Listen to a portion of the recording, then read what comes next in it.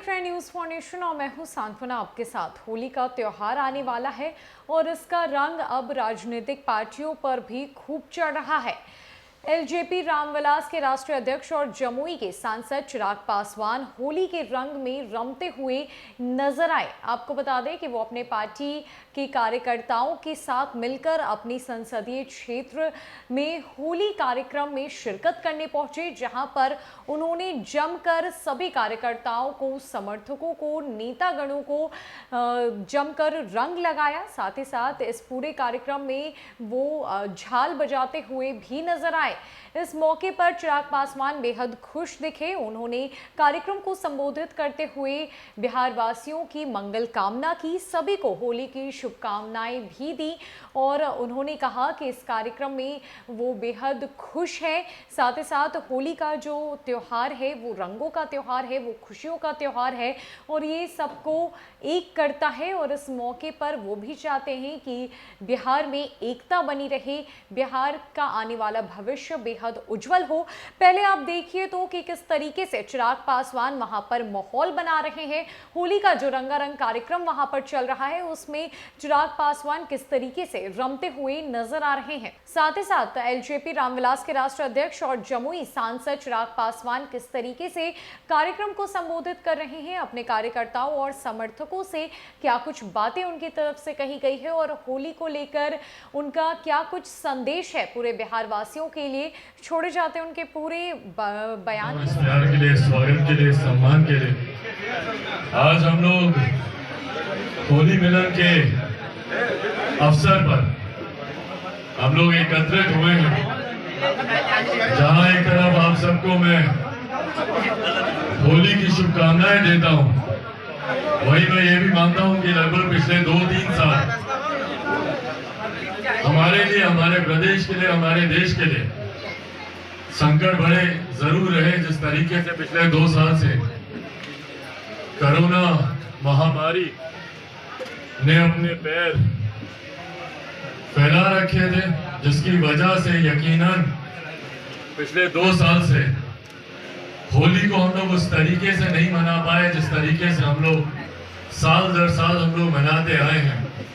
मुझे याद है 2 साल पहले लगभग यही समय था, होली के ही आसपास कोरोना महामारी की शुरुआत हुई थी और जिसकी वजह से उस साल भी होली उस तरीके से नहीं मन पाई और उसके बाद 2 साल प्रभावित रही। मेरे लिए भी व्यक्तिगत तौर पर भी पिछले 2-3 साल थोड़े कठिन रहे। 3 साल पूर्व मेरे छोटे चाचा जी, उनका निधन हुआ, मेरे पिताजी का हुआ और हम लोग यहाँ परंपरा है, हम लोग के संस्कार है कि भाई जब परिवार में ऐसी कोई घटना घटती है तो उस साल के त्योहार नहीं मनाए जाते हैं।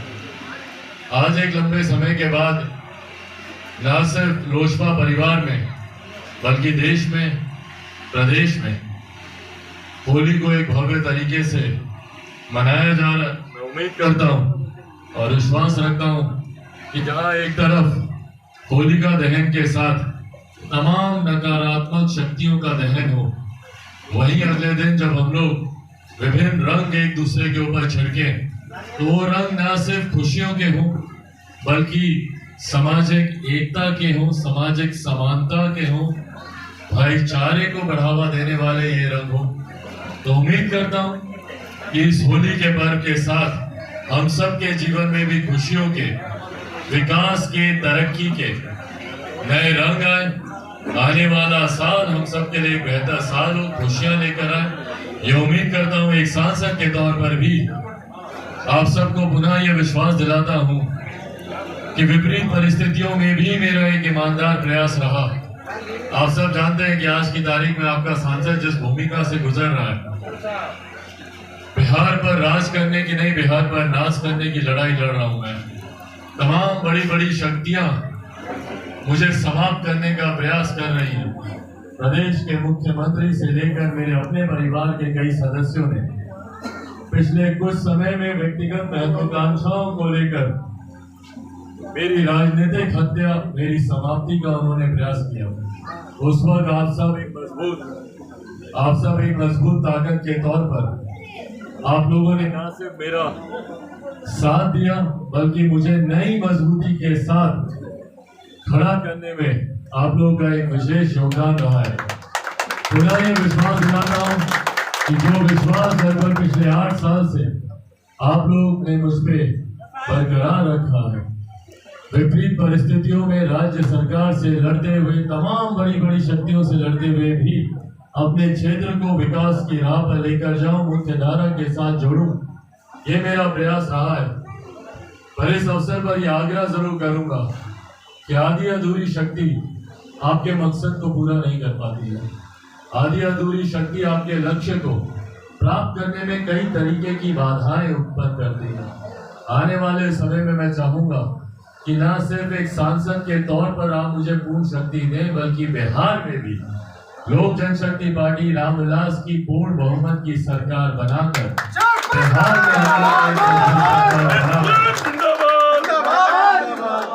जिस दिन बिहार में हम लोग की सरकार होगी, उस दिन मैं आपको वादे के साथ कहता हूं कि बिहार और बिहारियों का शायद ही कोई ऐसा सपना, हम लोग का शायद ही कोई ऐसा लक्ष्य बाकी हो जिसको हम लोग पूरा नहीं कर पाए।